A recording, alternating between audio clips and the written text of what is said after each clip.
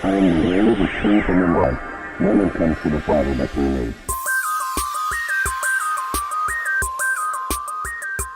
What does it mean Messiah matters? It means apart from him we can do nothing. It means he is the way, the truth, and the life.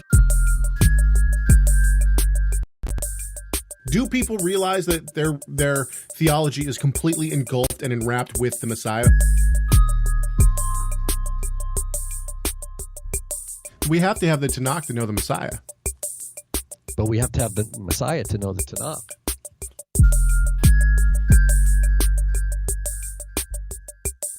Without Messiah, we have nothing. Basically, it's all about the Messiah.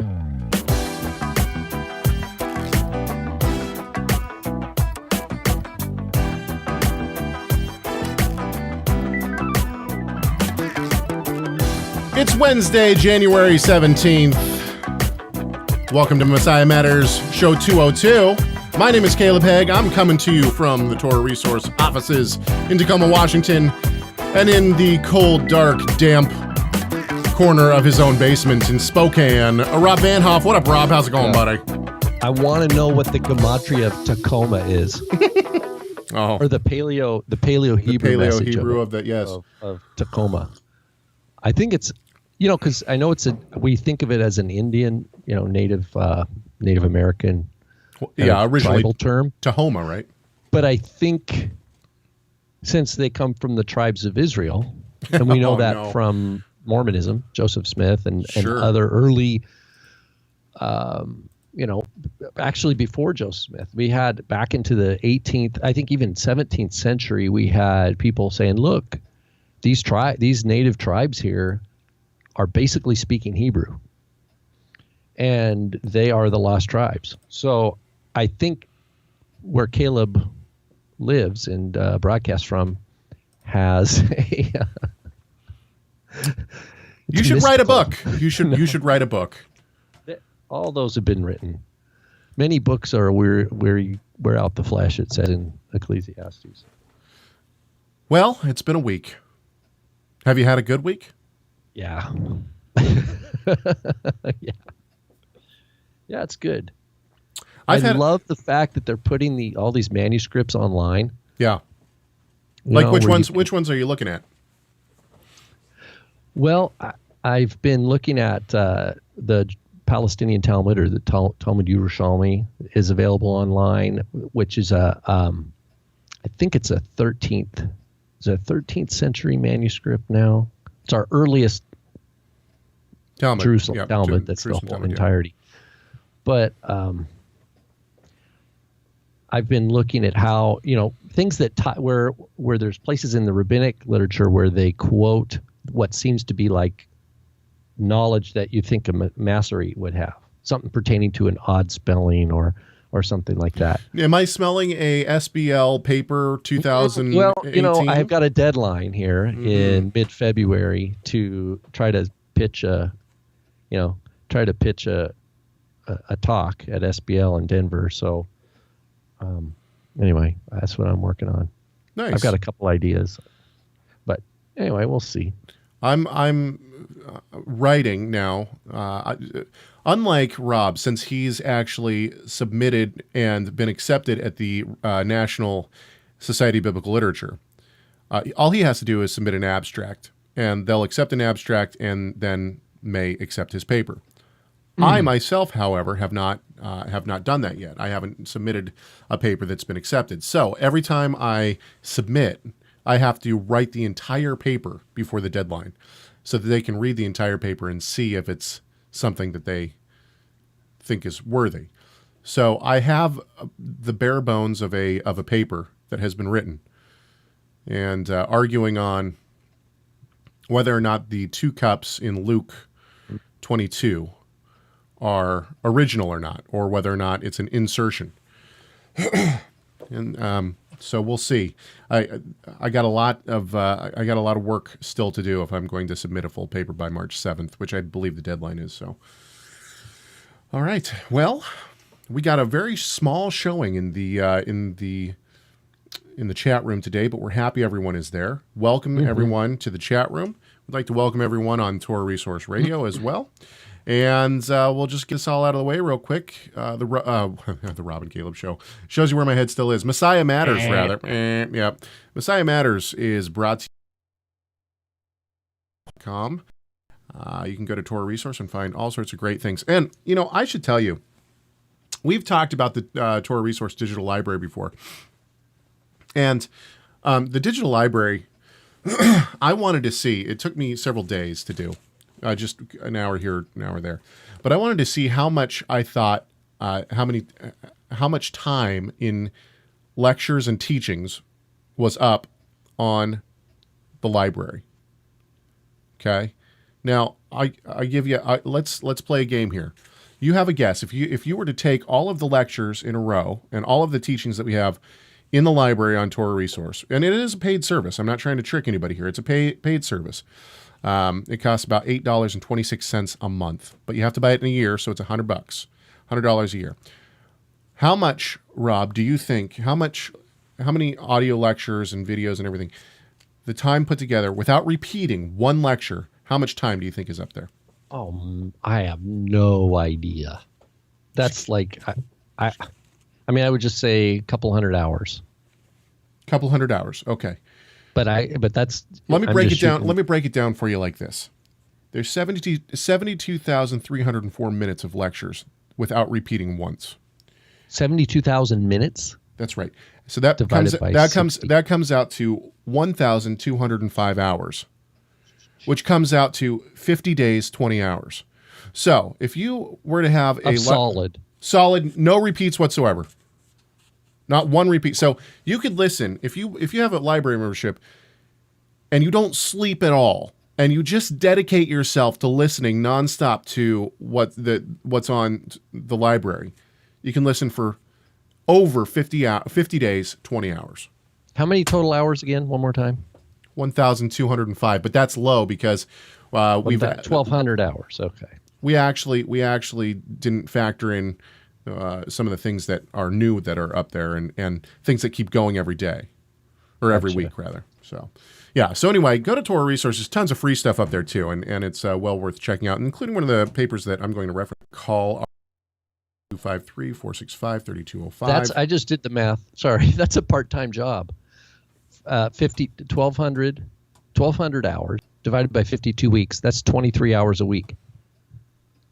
So if you could have a part-time job for a year, and just listening to be caught up. Plus, by the time you get to the end of the year, we've added content. So, right, and that's just audio. Right. That's not reading anything. Exactly. That's right.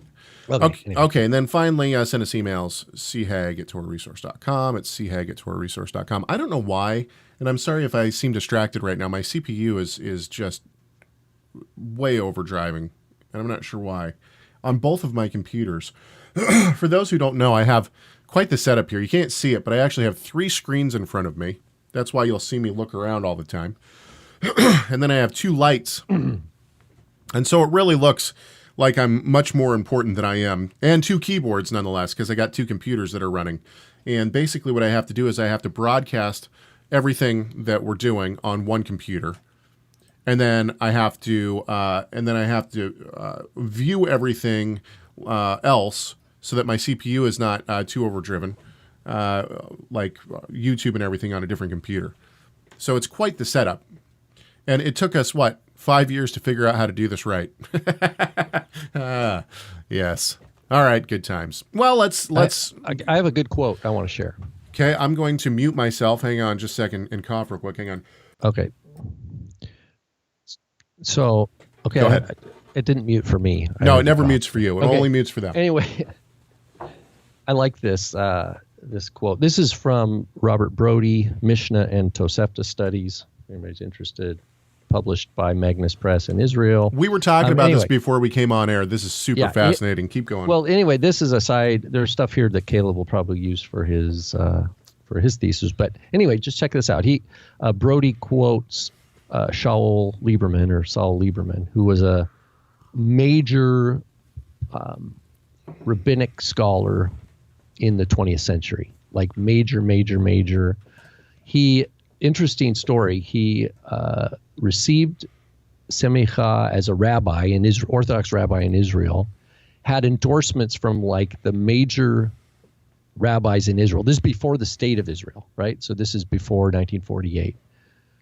So the chief rabbis, both I think the Sephardic and the Ashkenazi rabbis of Israel, thought this guy was a gaon, that he was a brilliant prodigy. Well, he came to America. He needed a job, and he took a job at Jewish Theological Seminary, JTS, which is a conservative, right? And it had been around for a couple decades, started by Solomon Schechter.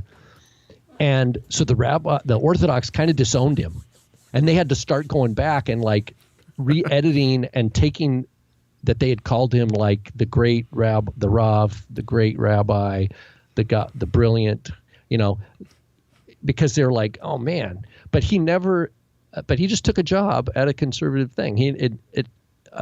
So he could teach the Talmud. Anyway, right. Interesting story there. There's a book on that by a guy named Mark Shapiro.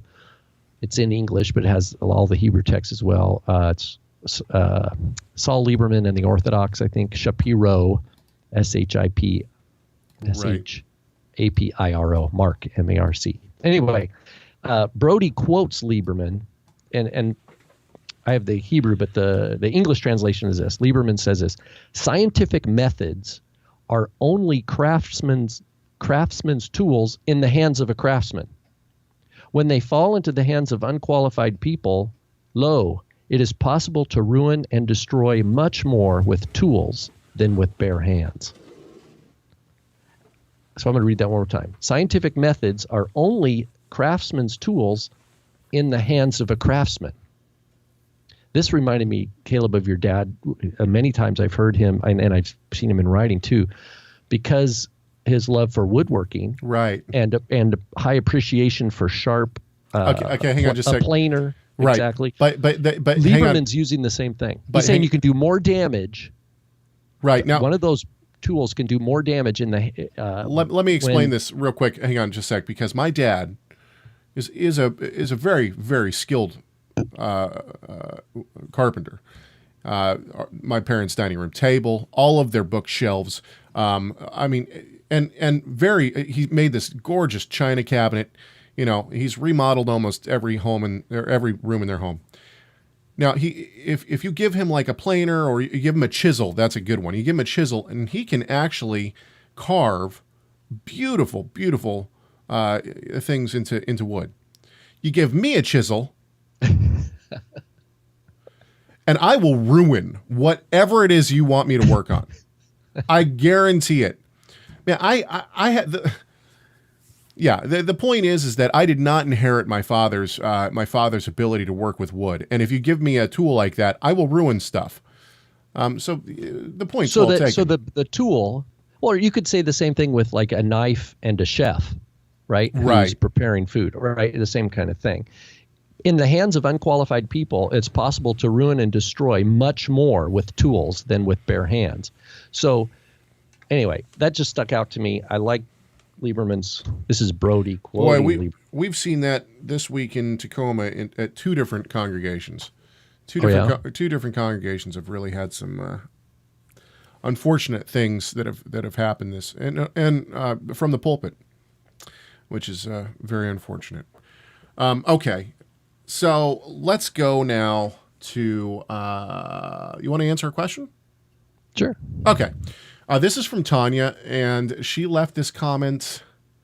I believe this was on it might have been an email. I think it was an email. Anyway, she says, my community is studying the book of Matthew right now. In our discussions, there has been some disagreement over whether put away and certificate of divorce are referring to the same or two different things. That would be in regard to Joseph wanting to put away Mary. This is in Matthew. Chapter 1, wanting to put away Mary, and then Yeshua's teaching in chapter 5 of Matthew. Maybe one of you could throw in your 2 cents worth on that topic. Thanks. Okay, chapter 5 or 19? Isn't it? Both. It's both. So, okay. So it's 5:31, Matthew 5:31, and then Matthew 19:3 as well. So let's read Matthew 5:31, and I'm reading out of the NASB here. And what's interesting is that the NASB is different than the ESV. So the NASB says, "And Joseph, her husband, being a righteous man, and not wanting to disgrace her, planned to send her away." But in the ESV, it says, "plan to divorce her secretly." Right. The word here for to put her away or send her away, I'll probably mispronounce this, and you can correct me, Rob, is apalusai. Apalusai. Is that correct? Mm-hmm. Yeah. Okay. And then in Matthew 5:31, reading out of the NASB again, it says, "It was said, whoever sends his wife away," same word here, apalusai, "let him give her a certificate of divorce." Now, this is a different word, certificate of divorce. Apostasion. And so, but the word apalusai is used in 119, 531, 19:3, and then also in Mark 10, and Mark 10:4, Mark 10:2, and Mark 10:11. Do you want to give your 2 cents first, since you know Greek way better than I do? Well, I didn't prepare for this, so I'm just looking right now. I'm trying to find it's 119. Okay, I see 119. Yeah, is to send her away. Right. So here's my thought. I'll give you my thought while you look at maybe 531. Well, here's an important one thing, and maybe Tanya noticed this, and maybe I was distracted when I was reading it, is that the Torah passage from Deuteronomy that Yeshua cites in Matthew 5, the send away, is the same word in the Greek is the same word in 119. Did she make that connection already? I don't believe she did. So in other words, wait. What I'm hearing you say is that the in the Tanakh, in the Septuagint, the Greek translation of the Tanakh, the word apalusai is used to send a woman away, or a man away, I guess, to divorce, right? Correct. And that's the verb used in all 3 of these passages. In Matthew 1, where it says Joseph was going to send her away. Right. In chapter 5, when Yeshua actually quotes Deuteronomy. Mm-hmm. And then in chapter 19, where the Pharisees ask Yeshua, is it lawful for a man to send away his wife for any reason? In other words, the issue there for any reason at all is added by the Pharisees. So, let's zero back into the core question: is there a difference between the giving of the certificate and the sending away? Right. Is that the core question? Yes, I believe so. And my understanding, which is limited, is just that the written certificate is just the public, public registration of this act. Right. So I agree. So maybe she's asking when he says do it, if he was going to do it secretly. So is that kind of the question then? Is what in Matthew 1, when he says he was going to divorce her or send her away secretly, that he was going to try to do it in not a broad public manner? I mean, it had to be registered, but that he was going to do it without a lot of fanfare? Or maybe in a different place. In other words, maybe they're not known well in Jerusalem. The way that I take it the same way is that the certificate of divorce is basically the legal way to do something. In other words, a guy couldn't just say, you know what, you burned my toast, you're out of here. He sends her out, right? She leaves, she goes back to her father's house or something like that. And then, the father comes up in arms and comes back to the man. Oh, what are you doing? I'm going to bring legal action against you because you sent my daughter away. He says, no, I never did that. She's making up stories. In other words, you can't just send somebody away. And not only that, but you have requirements in the Torah for if she marries another and then divorces that man, the first one can't marry her again. So basically, the point is that you have to take her to the priests, you have to take her to the judges, you have to get a certificate of divorce. You can't just send her away. That's the way that I understand it. In other words, it has to be a legal thing. Now, right. There were public demonstrations, right? If a guy thinks that his lady is cheating, and the whole bitter waters thing, which is just a fascinating text in and of itself, but this is a public thing, right? Everybody knows. Yeah. Or if a woman is found not to be a virgin on her wedding night, right? Man has the legal right to divorce. All these kind of things. So in other words, I think it's you can't just here's another possibility, if I may. Now that I chew on that, this is a great. First of all, thanks Tanya for the question, because I'd never thought about this. If we zero in on Matthew 1:19 for a second, and the idea of secret, he says, okay, being a righteous man, not wanting to disgrace her. Right. So Matthew's telling us he knows something of of Joseph's character. Planned, and then this is the NASB, planned to send her away secretly. Right. But in Greek, it's ebulethe lathra apalusai otain, which means we have two verbs. Ebulethe is the one of him planning, and then we have the lathra, which is the secretly or quietly, and then we have apalusai, which is to send her away. I'm open to exploring the idea, and I actually like the idea of that the adverb quietly or secretly could modify the verb planned or counseled in himself. So in other words, he didn't share this thought. He had the thought, but he had the thought secretly that he would send her away. Oh, so it wasn't that he was going to divorce in secret, but that he was planning it to himself. Yes, and it's that time when he had it said while he was considering this, right, that the angel of the Lord came. In other words, he didn't talk to her about it. Exactly. He hadn't mentioned it to anybody. Only in the counsel of his own heart had he entertained this idea. And it's at that point that the angel of the Lord appeared to him in the dream, saying, you don't even need to mention this. That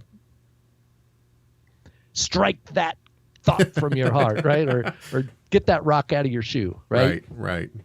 This is, and so now I can't be solid, and I would have to look at the usage of this adverb in other places and see if syntactically, but by approximation, it's sandwiched between two verbs. So you have three, in other words, in the Greek, you have three words in a row.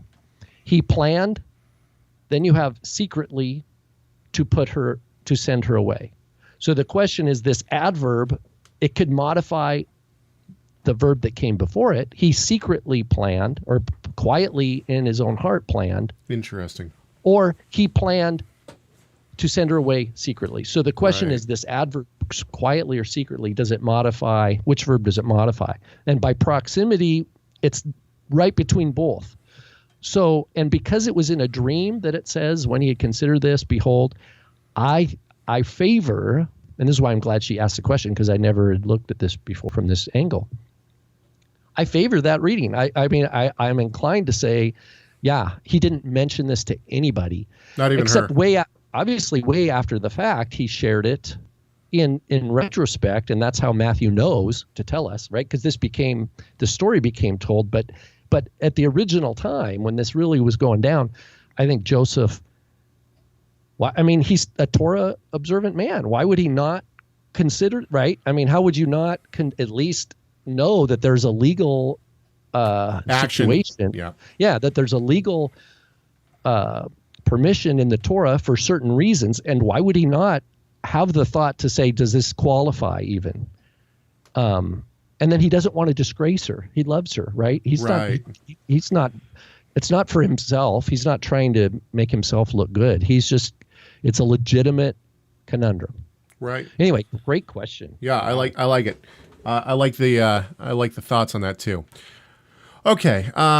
Just in case you don't know, The Rob and Caleb Show is brought to you by TorahResource, but it's also mainly brought to you by the support of our listeners. And if you'd like to help continue this show, Messiah Matters, you can go to Torah Resource and donate. Make sure that if you're going to donate, you definitely leave a comment in the comment section, letting us know that you're listening to Messiah Matters, because that's did I say Rob and Caleb Show again? I think I did at the beginning. Anyway, Messiah Matters. Five. Taste and see. 5 years will ingrain things into your head. You just say things, right? Anyway, so we are appreciative of everyone who supports this show, and we hope that it benefits everyone. And also, if you have a question like Tanya's, which was an excellent question, then please feel free to let us know. You can do so by giving us a call, 253-465-3205, or you can do so by shooting us an email, chegg@TorahResource.com. Okay, so let's get into it. The last week we talked about the Messianic expectation, and really it was kind of a fascination that I dug into with the Star of Bethlehem and what that might be.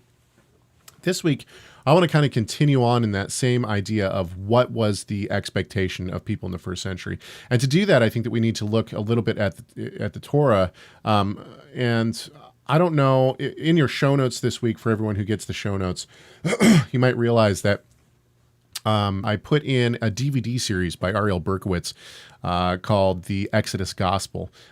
I found this teaching to be absolutely fantastic.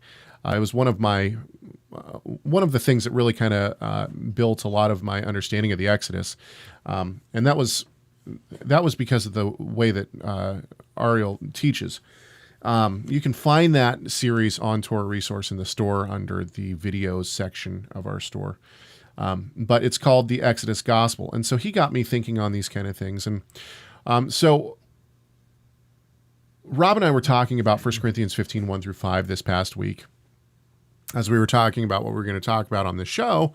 And so let me read this real quick, and and we can go from here, because I want to get back into the Exodus and into Exodus 4, which I've found to be very interesting, which might seem totally off topic for the Messianic expectation of the first century, Exodus 4. But I wonder if people in the first century had this in mind at all, or if we just see it in retrospect, right? Hindsight is 20/20, and so maybe we're just seeing it because it's hindsight. Or did they see the same thing that I'm seeing in the first century? And how did they understand this idea of circumcision and what this was, and the covenants and covenants or covenant and these kind of things? So these are kind of where we're going to go. This is 1 Corinthians 15, 1-5. Once again, I'm in the NASB. And it says, "Now I make known to you, brethren, the gospel which I preach to you." Now, first of all, the gospel which I preach to you, right? "Which also you received, in which also you stand, by which also you are saved, if you hold fast the word which I preach to you, unless you believe in vain. For I delivered to you as of first importance what I also received, that Messiah died for our sins, according to the Scriptures, and that he was buried, and that he was raised on the third day according to the Scriptures, and that he appeared to Cephas, then to the 12. So the thing that I narrowed in on this, and maybe we should go a little bit farther in this, but what I narrowed in is that he talks about the gospel being preached, right? And he says that he delivered it according to the Scriptures. Now, he didn't have the New Testament in front of him, right? He's not Right. He's not referring to the Gospels. He's referring to the Scriptures. Now, Rob, you made a great point the other day when we were discussing in private that he received something, though. So maybe he didn't see it until he became saved. But was this a receiving after Messiah died? In other words, are they seeing it now from hindsight back into the Scriptures, or was it something that was already believed about the Messiah? What are your thoughts on that?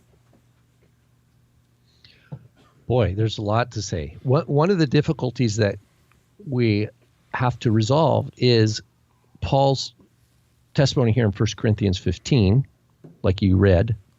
I delivered you what I received. Right.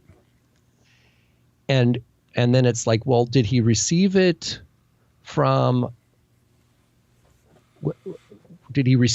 men or from revelation? Because in Galatians, he says, I did not receive this from man, but as a revelation.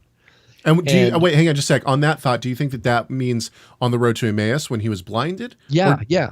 Okay. Well, here's because they go together. They go together, and this is why I think is that's if we just look at Galatians as a footnote here from our other conversation about 1 Corinthians 15, and we think of Paul as saying, I received it as a revelation. I did not confer with flesh and blood.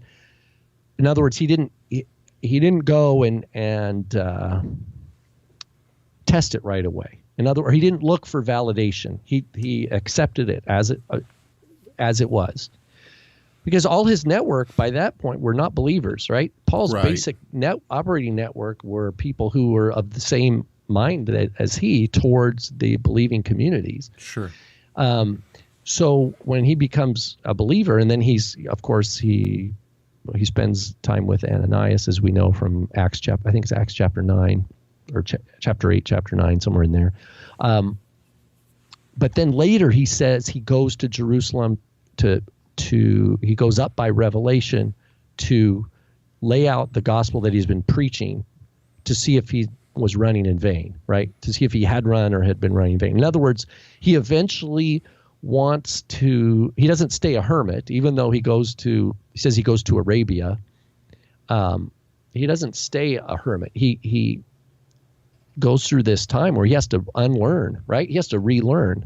We talk about the things that a Gentile needs to learn as they come to the ways of Messiah and the scriptures of Israel, etc. But even a super ultra zealous Torah proponent like Saul of Tarsus, it's not like everything just clicked. Right? He had to go, and I think he got it, but he still had to go, wait a minute. That means all this other stuff now has to be reframed. All this other stuff that I used to think need to be reframed. I agree with you, but at the same time, I think what happened was he had to read back through the Tanakh bit by bit and totally see it from all of a sudden now he's just, it's like he's eating it up, but it's like, oh, now I see. Before I thought I saw. Exactly. That's why I think the 2 Corinthians 3 passage comes in here too, because he talks about those who are reading the ancient covenant, but it's like there's a veil over their eyes. In other words, it's the presence of the text, the presence of the scriptures in the synagogue does not automatically mean that they know what they're worshiping. In the same way that he tells the Samaritan woman, y'all don't know, you worship what you don't know. In other words, in Romans 10, he says they have a zeal for God, but not according to knowledge. And instead of submitting to the what's righteousness in God's eyes, they're seeking to build and establish their own righteousness. That there's this fundamental problem with humans, whether it's the Samaritans or it's the Pharisees or Jews reading the scripture and having this veil over their eyes, and that veil's removed only in Messiah. So, we talked about, is it Simeon in the temple when at Yeshua's circumcision and naming, right? Where it says that the Ruach HaKodesh had guided him and revealed to him that he would not die until he had seen the Messiah, right? Mm-hmm. And then when he sees Yeshua, he says, I know it. I think it's in the King James. Lord, let us now, thy servant, depart in peace according to your word. For my eyes have seen the salvation, the glory of your people Israel. Right. Right. I think that's a rough paraphrase. And that's like amazing. But did he see that as an exegesis? In other words, when he saw the baby Yeshua, the infant, did he like, oh, this is the gematria, this day is the gematria of this text in the scripture, and therefore I know what this is in advance because I've studied and I know it. No, I don't think that at all. I think the Ruach is overseeing what he pays attention to in the scripture and in his life, and then these confirmations come on the backside of it saying, aha, I get it, it connects. And so back to 1 Corinthians 15, this is a long kind of footnote there. He says, I delivered to you what I also received, that Messiah died for our sins according to the scriptures. I think this is Paul's new life in Messiah that he's saying this. I don't think Saul of Tarsus, the ecclesia persecuting Pharisee, would have made that statement. He might have said, well, we're not entirely sure about the Messiah, and we know that later rabbinic, like in Mishnah Sanhedrin, a Jew's own death is said to atone for their own sin. But you're talking about but you're talking about unbelievers here, and that's just it. Is that I think that Paul was an unbeliever even before, right before the death of the Messiah. I mean, obviously he comes later, but and we don't know how old Paul was when even when he was holding the garments for the people who were stoning Stephen. A young man, young probably, but I think there was a difference. The people who came before Messiah died, that had faith, right? Abraham believed and it was counted to him as righteousness. What does that mean? It means that he had faith in the promise. He had faith in the seed that was to come to crush the head of the serpent. And we have Yeshua's testimony. Abraham longed to see my day. He saw it. Yeah. And was glad, and he rejoiced. Yeah. So this is Yeshua testifying. And that's why they're saying, what do you mean? How can you testify about Abraham? You're not even 50 years old. Right. How could you haven't seen Abraham? And that's when he says, before Abraham was, I am. I am, so yeah. So, but this idea, back to your point of Yeshua's testifying of Abraham's faith, that somehow Abraham saw, just as he saw those stars and believed, that Yeshua saw, or that Abraham somehow, by the Holy Spirit, saw in some level. It might, obviously he didn't have the apostolic writings, right? He couldn't read 1 Corinthians 15. He couldn't read the gospel according to Mark. But there's something there that he understood, and there's something there he understood in Genesis 22 with the Akedah, because in Hebrews it says that this was a kind of resurrection, like somehow this idea of substitutionary atonement, this idea of a one-sided covenant where God is going to do this. Okay, right? wait, hang on. But all these things come to bear. Gary makes a great point in the chat room. He says, consider what the disciples understood and got wrong. I agree completely. But what we see from the disciples does not seem to be across the board. Right there. Now, I know there's debate within the Qumran scrolls on whether or not they believed in two messiahs, one messiah that would suffer first and then reign, whether or not they believed in a messiah that came every generation, right? But they certainly talk about the messiah of Joseph and the messiah of David. There's two messiahs figures in some form at Qumran, right? And then you have people whom the Holy Spirit had revealed to them the coming of the Messiah, right? Like Simeon in the temple, right? Even Isaiah, right? Because even John in the Gospel of John, he says this is Isaiah said this when he saw his glory, and he cites not only Isaiah 53, who has believed our report, but Isaiah 6, which is Isaiah having this vision. So John quotes, I think it's in John 12, he quotes both those Isaiah 6 and Isaiah 53, and says this is when Isaiah saw Yeshua's glory. So this is still 700-800 years ahead of time. So agreed. They, Gary's point about is good. Gary's point about the disciples, because he quotes. Hang on. Gary goes then and quotes 1 Peter, and this is a great quote. 1 Peter 10, 1, 10, and 11. That's a good one. Yeah. As to this salvation, the prophets who prophesied of grace that would come to you, made careful searches and inquiries, seeking to know what person or time the Spirit of Messiah within them was indicating as he predicted the sufferings of Messiah, and he glorifies and glories to follow.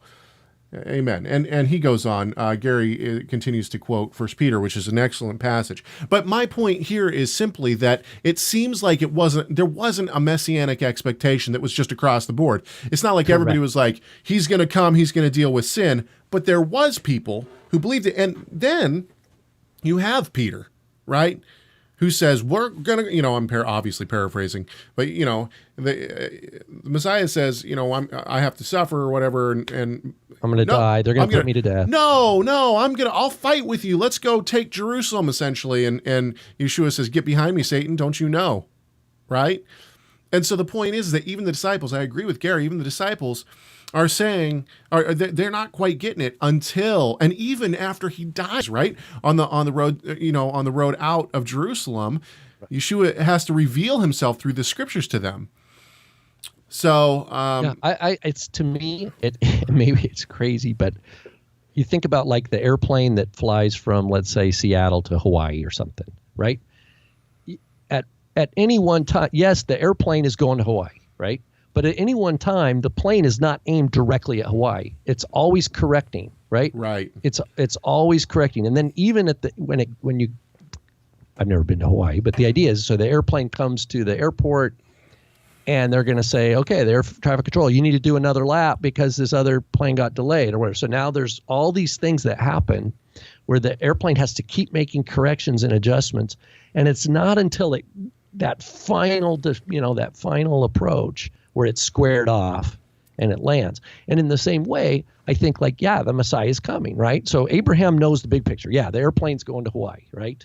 But his generation comes and goes, another generation comes and goes. They go, okay, the airplane's going to Hawaii. But there's all these corrections. And even right up to that last Passover with Yeshua, the disciples, like you just quote, Peter's just like saying, no, wait a minute. The airplane can't go there. That's not where we're going. Because Peter sees Messiah reigning in Jerusalem in his mind. And that's why the other guys are arguing, well, who can sit? Who's going to sit at Yeshua's right and left hand when we judge the tribes? Right? They're seeing the eschatological fulfillment of the Messiah reigning in Jerusalem in the physical world. But right? I agree. But my point is that I think people I think people before the Messiah came, it's just like all of us. We talk about, it all goes back to the doctrines of grace, right? Almost every conversation we have. Mm-hmm. For me, there was a large time in my life where I fell away from faith, right? Now, does that mean that I was unsaved? No, but he gave you a big spanking or two. I don't have the answers to that, but there was a time in my life where I know that the Lord turned me to him. And I wonder if it's the same with the disciples. They're following the Messiah, they believe, but they don't get it. They don't really get it. But there were people beforehand who did get it. And it seems like, Abraham certainly did. He saw his day. In other words, he realized that the Messiah was coming, that the seed was coming to deal with sin. And I think this was the salvation that the Holy Spirit enacted in people before the Messiah came, that they realized if the chosen before the Messiah came had faith in the coming Messiah, that he would deal with sin. Exactly. And the core, it's inseparable. When you unpack the whole seed, it's inseparable from, we say Avram in Genesis 15, the lesson that God reckoned something as tzedakah. God reckoned something. He accredited something. He labeled something and evaluated in God's evaluation as tzedakah, or dikaiosune in Greek, righteousness, that was associated with no work of Abraham, but simple trust that God is faithful to do, that God will do what he says he's going to do. Right.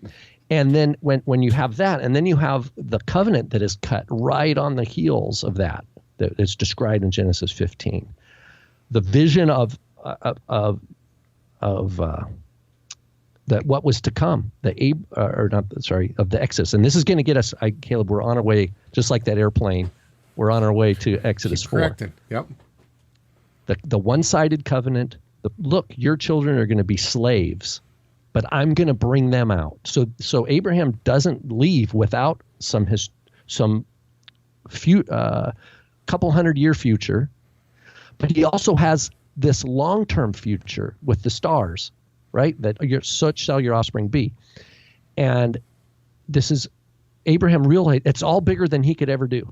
It's all bigger than him, right? Right. The generations that are going to be enslaved, what's he going to do about it? There's nothing that he can do about it in his lifetime, right? It's not like he can save up a bunch of money and make sure that they never have to go to eat. I mean, it's all God says this is going to do. This is what's going to happen. Abraham just says, okay, this is what's going to happen. This is what is reality. And so in Abraham saying, and it says Abraham believed, and God says, okay, that is what is righteous. That is a core piece for the gospel for us, because that means I don't try to do a bunch of stuff and then go, oh, God, try to call things righteous that aren't righteous, right? And that faith element. Anyway, there's so much to say about that. Okay, hang on. With that being said, because this brings us now to the covenants, whether or not we'll get into Exodus today or not, that doesn't matter. We can do that next week. But this is all leading up into that, right? And the interesting thing, as I study more and I dive, he's not even circumcised yet. Let's point that. I mean, because this is something he believed and understood before the sign of circumcision was even given to him. Okay, so talking about the sign of circumcision, right? Okay, so what is the covenant, the Abrahamic covenant? I think that most people know this. It begins in Exodus 12, right? And it says in Exodus 12:3, and I will bless those who bless you, and the Genesis, Genesis 12:3. I'll bless those who bless you, and the one who curses you, I will curse. And in you, all the families of the earth will be blessed. Amen. Or in your seed, all the nations of the earth will be blessed. That's beyond. He was like, so what do you want me to do? Right? I mean, it's like, well, no, okay. but then he tries to do it, right? He tries to do it himself through Hagar.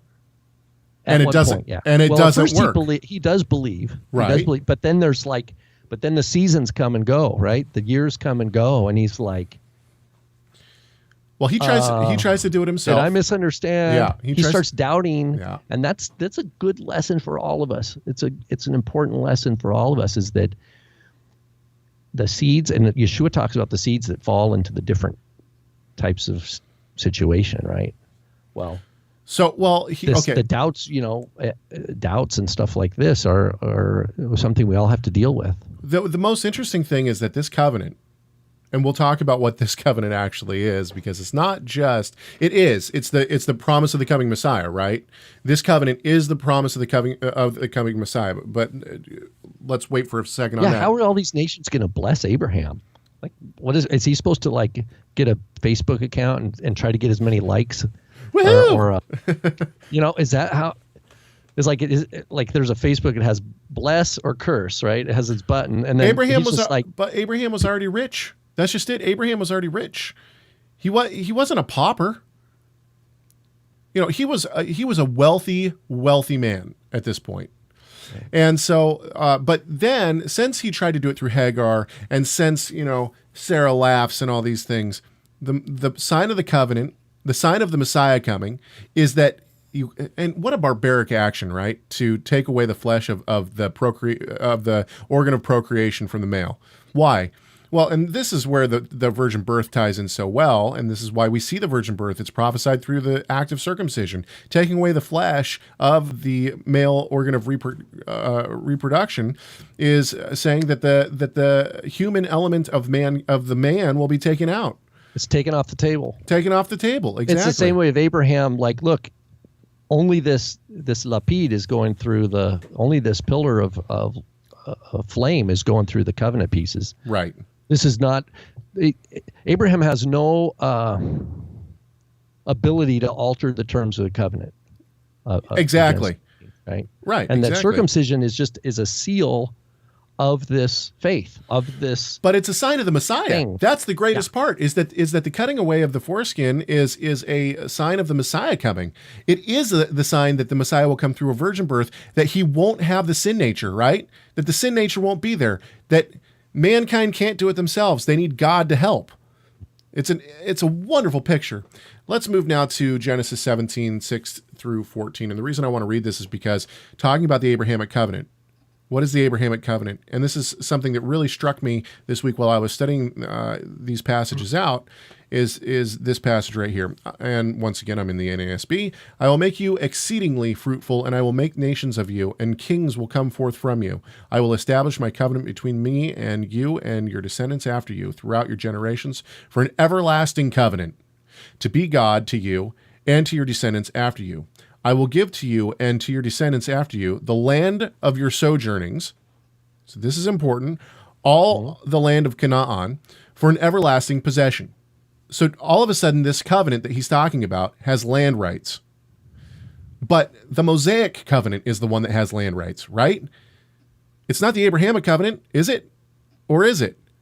Because he's talking about the Abrahamic covenant. This is the Abrahamic covenant. Yeah, there would not be land. The only reason there's land rights in the Torah of Moses is because of this, right? I mean, this is the foundation. Well, correct. And I will be their God. God said further to Abraham, now, as for you, you shall keep my covenant, you and your descendants after you throughout their generations. This is my covenant, which you shall keep between me and you and your descendants after you. Every male among you shall be circumcised, and you shall be circumcised in your flesh of your foreskin. Yes. This is after Ishmael. Just to reiterate here, Ishmael's already been born. Right. Ishmael's what? They say 13 or whatever at this time.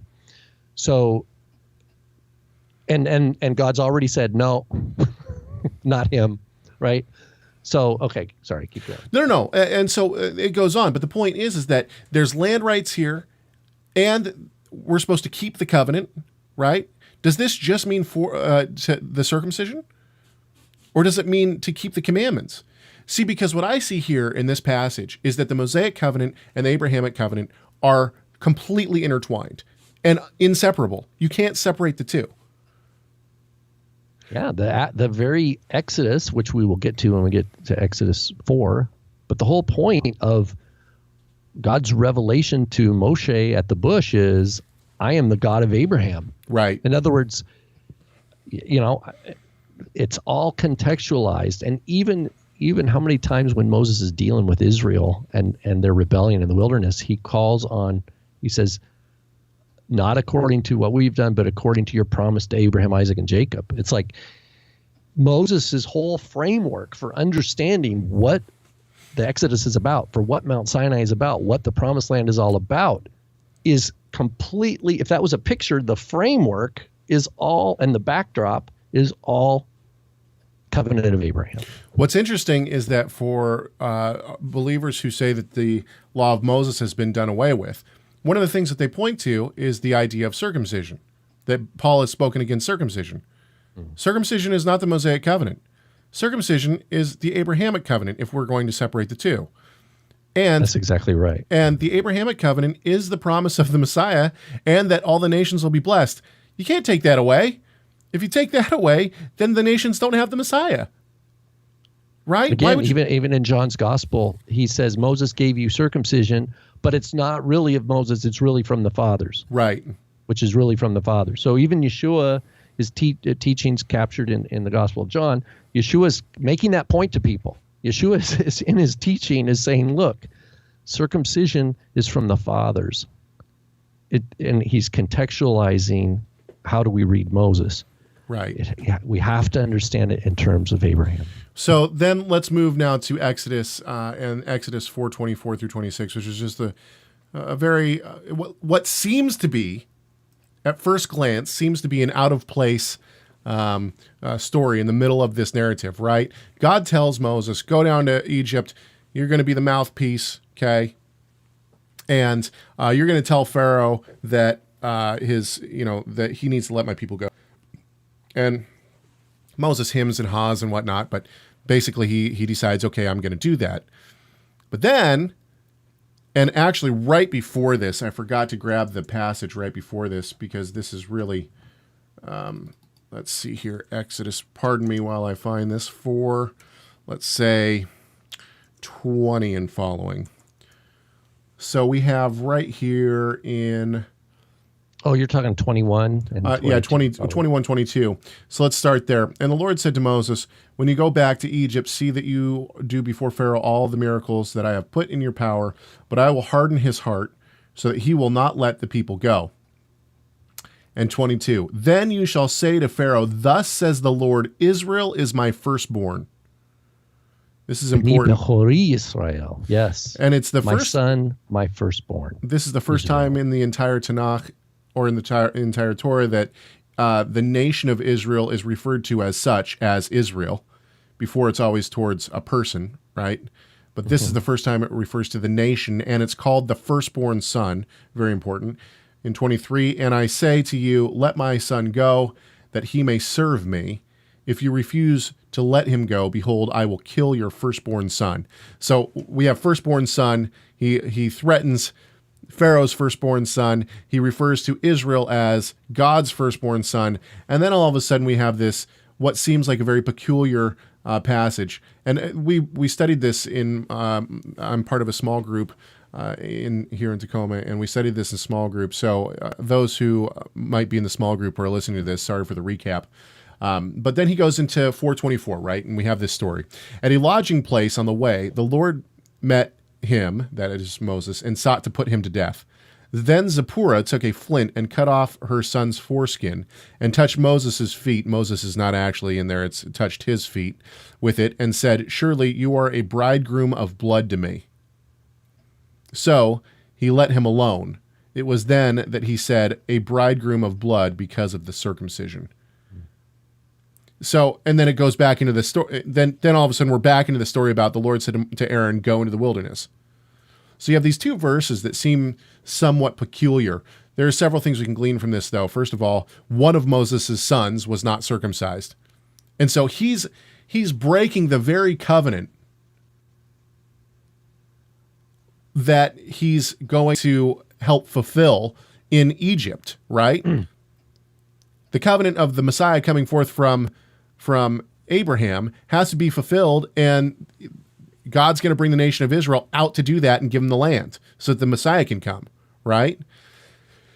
And there's different commentaries on why Zipporah had to do this. I think there was a really good commentary. I think it was in the JPS commentary, actually. He hypothesizes that Zipporah, because of where Zipporah was from and her culture, she was opposed to circumcision because she felt it was barbaric. And that so it was because of Zipporah that they didn't circumcise the child. And so when Moses is beginning to die because of the Lord, whatever that might be, sickness, or maybe he went into cardiac arrest, who knows. Zipporah says, okay, she circumcised the son, right? And now she's part of the covenant with Abraham, right? She's now taken it upon herself to circumcise the child. I found that to be interesting, whether or not that was the case or not. But what we can say about this passage is that this firstborn son idea and circumcision, that is the sign of the Messiah coming, is directly related to the Exodus, right? Moses isn't going to go down and be the mouthpiece for God to Pharaoh unless he's upholding this passage. And finally, the last place I want to go today is Exodus 6, 4 through 5. So Exodus 5, for those who might not know, is the story of how Pharaoh took away the straw, right? Aaron and Moses go, they talk to Pharaoh, they tell him, hey, let my people, let God's people go.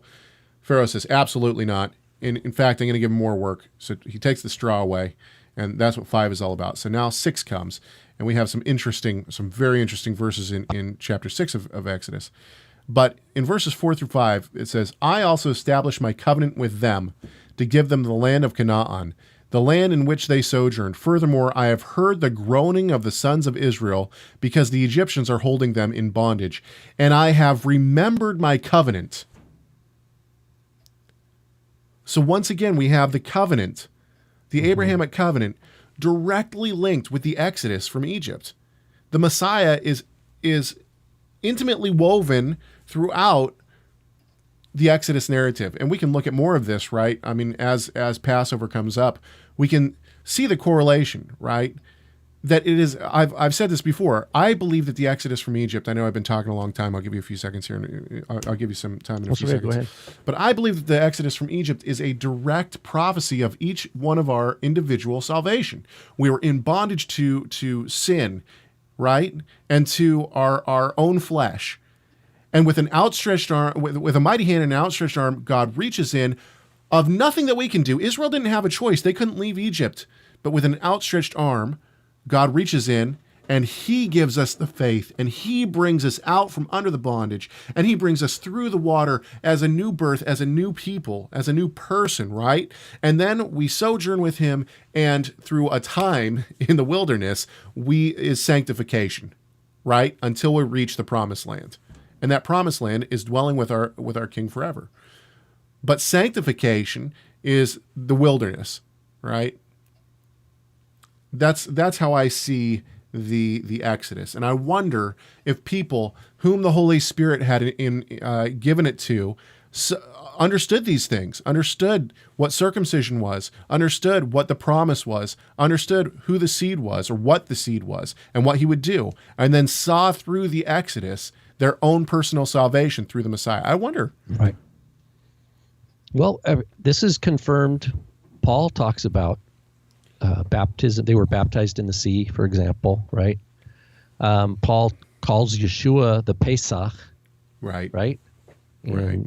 Is it 1 Corinthians 5? 10. But oh no, you're right. You're but 5. Yeshua 5, himself at the what we call the Last Supper, which we agree with Dr. Brant Petrie. This is all 4 Gospels point to a Pesach Seder, right?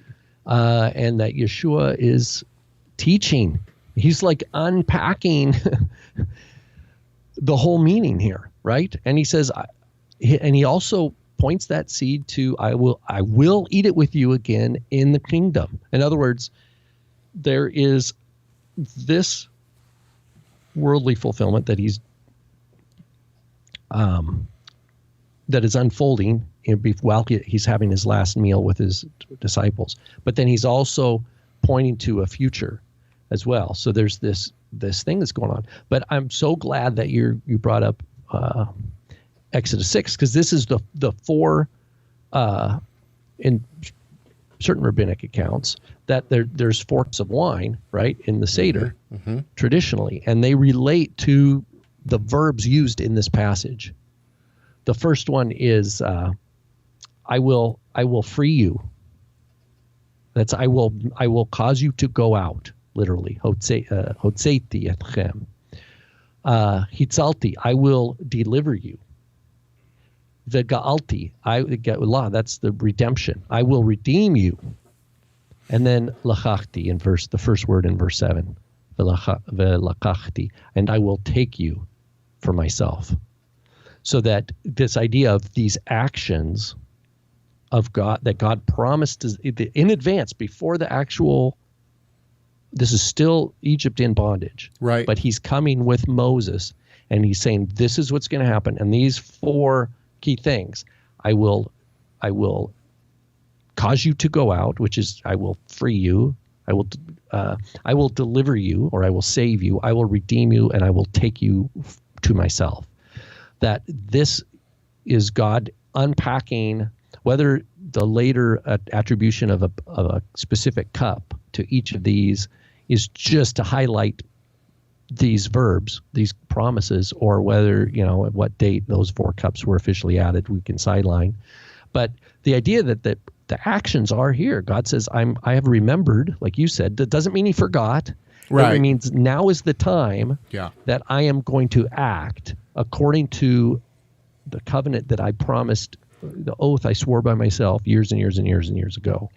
That now is the time that I am going to act for that covenant. And that he's doing these things because Israel cannot redeem themselves. They can't free themselves. They can't deliver themselves. This is an act of God that is non-negotiable. He's going to do this because he said he would, and he is faithful. He can't not do what he said he's going to do.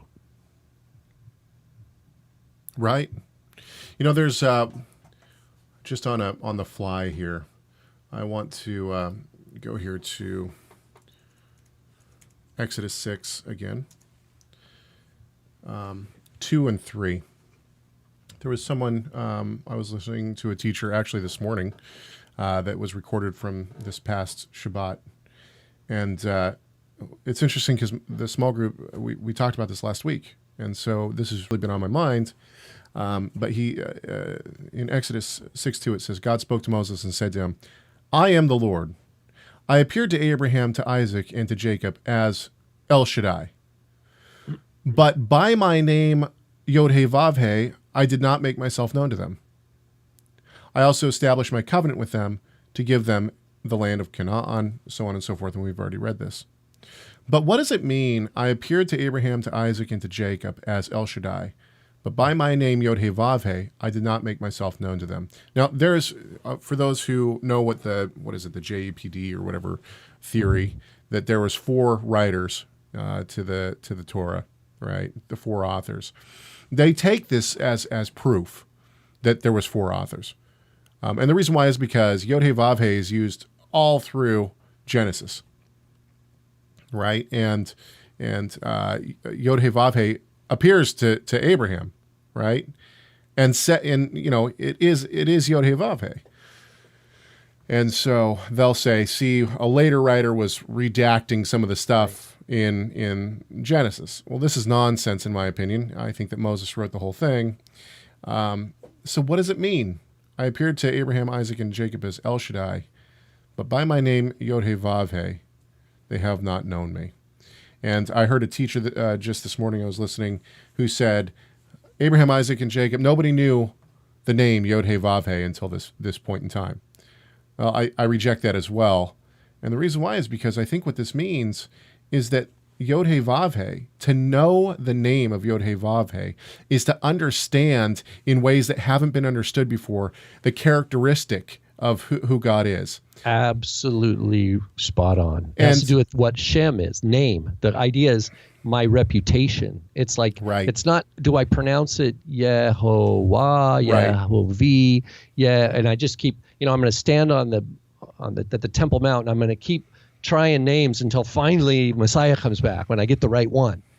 That's not what's going on here. Caleb, you're right on. This is Abraham by faith.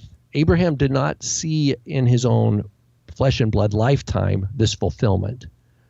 But he knew that it was true. Right. He believed it. But here, what he's saying, and that's why verse, where it says, verse 4, V'gam hakimoti et briti itam. I will uphold, I will fulfill my covenant with them. In other words, Abraham didn't see this act. This act was beyond Abraham's natural lifetime. But God, who changes not, and for whom time is not an issue, is now is the time I'm remembering it. Now is the time I'm fulfilling my promise. And in so doing, his character and his glory is being exalted and being upheld to be true and unshakable and firm. And that's how we learn about who his name is, or what his name is. Well, and not only that, but we see, he says to Moses, he says, who should I say you are? And he says, tell him I am has sent you, right? I am has sent you. Well, then God reveals himself in a way, not only to Israel, but also to Egypt, that that is different than the way that he revealed himself to Abraham, Isaac, and Jacob. And that is that he destroys through the plagues, right? Each plague is, and this is debatable, I know, but each plague can be related to a Egyptian deity or some form of a thought of deity within Egypt. And he goes in and he destroys all of them. He kills them, right? And he is the only one left standing. And this is different. This is dealing differently than the way that he dealt with Abraham, Isaac, and Jacob. He didn't just slaughter. I mean, it could be argued that he did with Sodom and Gomorrah, but he just totally annihilates the other deities. He is true. He is eternal. He is holy. He is just. All the things that he says he is, and that endures and persists at any point in human history. He is the same, and that what he's doing, he's writing a story in history, the calling of Abraham, and all the things that we know. He ties his name to this people and to this promise. Yeah, and it's a beautiful thing. He redeems, right? It's not just redemption. He redeems the entire nation. He's revealing himself more and more throughout time in this way of redemption. And the Exodus is a perfect way to see that. And I think that that's what it means when he says, in this passage, I appeared to Abraham, Isaac, and Jacob, but they knew me by El Shaddai. But you will know me by Yod-Heh-Vav-Heh. In other words, I'm revealing more of who I am and more of what this covenant relationship is that you will have with me. It's not just the promised Messiah will deal with sin. It's how he will deal with sin, which is personal covenant relationship with each individual. All right. And Abraham received it by faith, by revelation, right? This is if you just think in terms of heaven and earth, right? The heavenly realm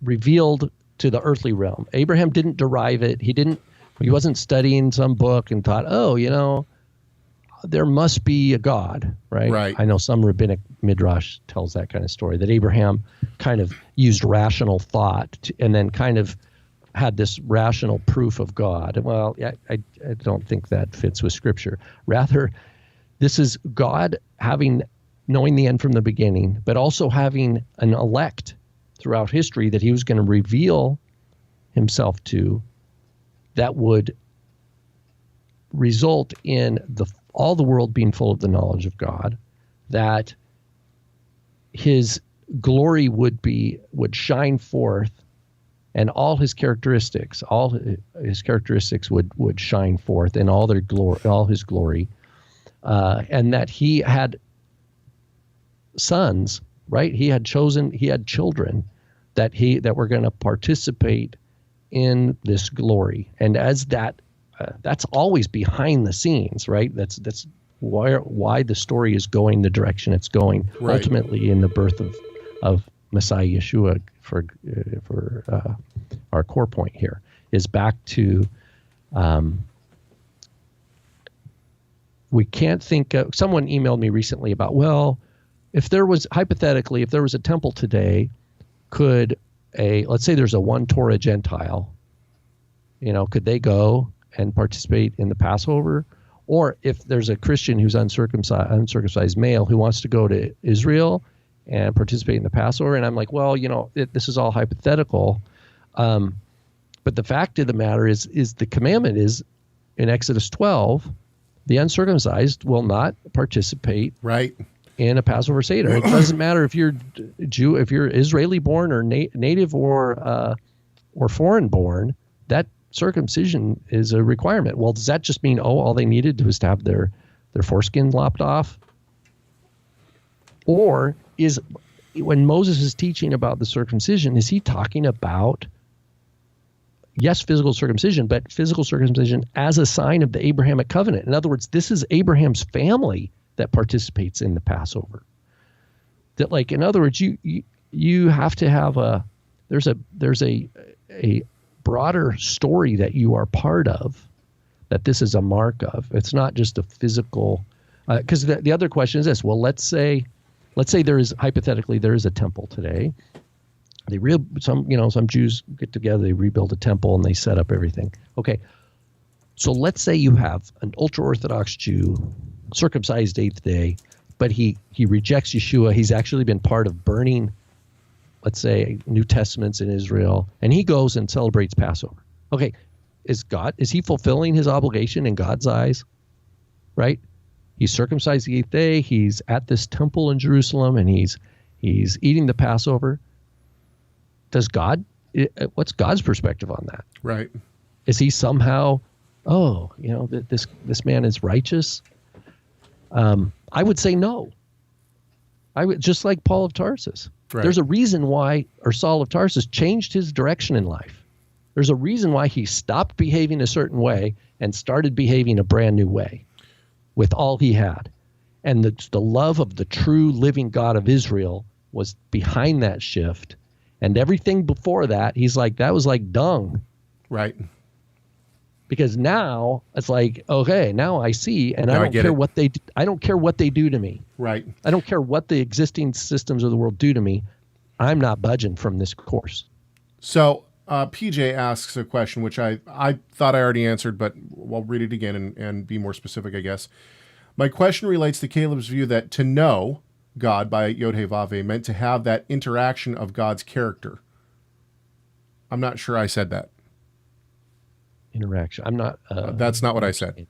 But anyway, so it begs the question, what is the Yod-Heh-Vav-Heh characteristic different than El Shaddai? So in other words, what's different between El Shaddai and Yod-Heh-Vav-Heh? And what I already said was, I think that he reveals himself in a way that's different, which is to conquer not only the gods of Egypt and be the only one, that is the I am the only one, but also that, I take and this is a little bit off topic, but I take the view that El Shaddai, I think my father's work on this is good work, and I agree with him, that El Shaddai tends to be linked specifically with the God who brings children. So El Shaddai was seen as the God who would bring the God of a promise. In other words, right. maybe the promise side is being emphasized. That he would bring the seed. That he would be the one who brought the seed. But now what we see is that God is also the God of a nation, the redemption of an entire nation, not just to bring the Messiah. Fulfilling the promise. Fulfilling the promise, and fulfilling the promise not only to individuals in conquering personal sin, but in redemption of an entire nation. And doing that through conquering the false gods of the other nations. That's what I think. I think it's different. As the El Shaddai was seen as the God who would bring forth the seed, which is true. God is that, right? But now God switches his emphasis, not his role, but his emphasis to the only God who conquers and brings forth a nation. That's what I think. There's an interesting midrash on Shaddai in the early rabbinic text where it's like they take the word, because it's Shin Dalet Yod, mm-hmm. and they break it, they parse it not as a name, but as Shaddai, who is sufficient, God who is sufficient for all my needs. So the idea is that by the name El Shaddai is the God who provides for our local, immediate, and life needs, right? Right. Like our local provider. Yes. And that the promises that are beyond that, we don't need to worry about. He provides for us. Whereas the Yod He Vav He idea is this, what Caleb's saying is beyond our lifetime, big picture promises that are generations and generations down the road, that he's faithful, that he's going to. So it's the same. It's not saying it's a different God. Well, and we could also say that maybe we could hypothesize that perhaps one of the things that we see within the promise to Abraham is this land right? So I am the God who's going to bring you into this land, and I'm going to make these things happen in the land. When he hits Egypt with the plagues, he's no longer the God of this land. He's the God. He is affecting the world. He is the creator. And not that Abraham didn't get that. He looks into the stars, and it seems like Abraham already has this idea. But now God is affecting it. He's showing, and he's judging the gods, the Elohei Mitzrayim, the gods of Egypt. He's judging, which is, wow, yeah. There's some really good discussion going on in the chat room right now. Really good stuff. A lot of this stuff is still. I don't claim to understand all this stuff. I like chewing on it, and I think it's great for us to discuss it. And this is all the more these discussions. We kind of hit a ceiling until we can start looking at the original languages. As is always the case. Sure. So that always adds richness and more nutrients to the discussion. But. Good stuff. Well, I was thinking about proposing to our small group that we study the Exodus up until Passover, because we're all going to do Passover together. The small group that I'm a part of, we're going to do Passover together. And so I thought, maybe I'll propose that we should study the Exodus and the Passover up until the celebration of Passover. And I thought, man, people have heard this story so many times, I wonder if they're going to be interested or not. And I started reading. I started in Exodus 3, and it doesn't matter. Every time I read the Exodus story, I'm learning not just a little bit, but I learn a ton more. It's like seeing everything in a new light every time I go through it. There's just so many little nuances and so many things that, it's like I pass over them and I don't even realize. And the next time I go back, I catch a couple of them, and it's just adding these blocks to this, to this massive. This massive story. It's a wonderful thing. All right, so I hope that everyone has enjoyed this discussion that we've had, and we're going to continue on with this.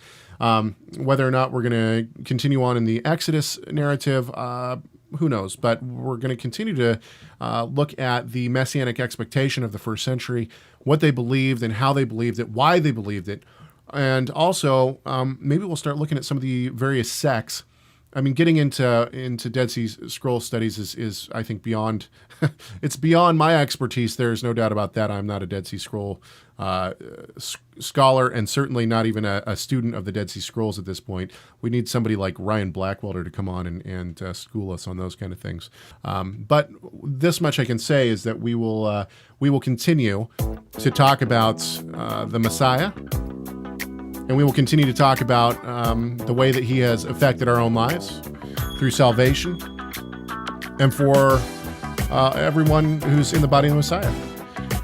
And so, I hope that you've enjoyed this time. Come back next week as we attempt to glorify our great God and Savior, Yeshua the Messiah, because Messiah matters.